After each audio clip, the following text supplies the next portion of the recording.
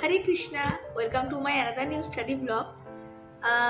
এখন পড়ার একটু চাপ রয়েছে, সেই জন্য আমি এখন বড় স্টাডি ভিডিও শ্যুট করতে পারছি না। তো আমি এখন ওই জন্য ছোট ছোট ভিডিও শ্যুট করছি এবং আমি নর্মালি এই টপিকগুলোর উপরই ভিডিওটা শ্যুট করছি, যে টপিকগুলো আমার পড়তে পড়তে মনে হয়েছে যে এই টপিকগুলোর উপর একটু ডিসকাস করাটা দরকার। আমি মনে করছি এখন যেটা দরকার পড়ছে সেটা হচ্ছে যে রিভিশনের উপর আমার মনে হচ্ছে একটু ডিসকাস করাটা দরকার, যে রিভিশন করার অ্যাকচুয়াল পদ্ধতিটা কি। অনেকে নর্মালি কি করে, বই দেখে রিভিশন করতে শুরু করে দেয়।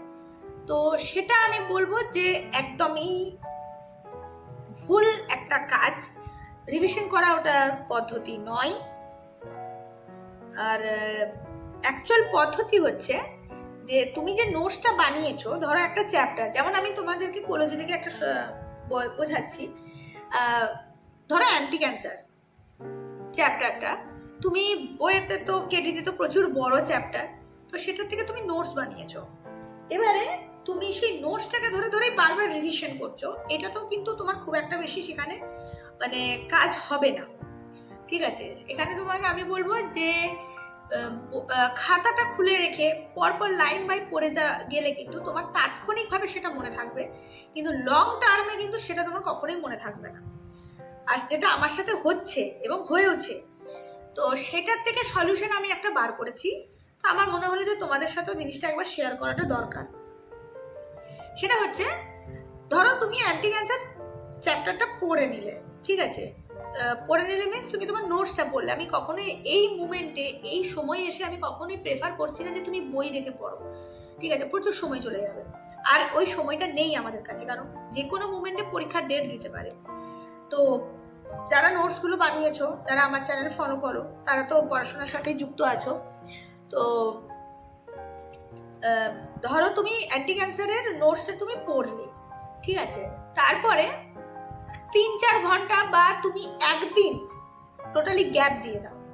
তারপরের দিন একদম আর্লি মর্নিং তুমি ওঠো, নর্মাল একটা A4 সাইজের একটা পেপার নাও, ঠিক আছে, A4 সাইজের পেপার। আমি এখানে করেছি, আমি যেটা করেছি এবং আমি সেটাকে ফল পেয়েছি বলে আমি তোমাদের কাছে ভিডিওটা করছি।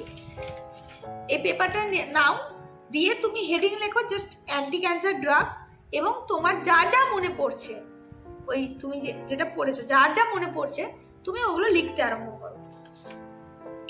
ঠিক আছে, তুমি লিখতে আরম্ভ করো, দিয়ে দেখবে যে একটা ছোট A4 সাইজের পেপারে তুমি কতটাকে লিখতে পারবে।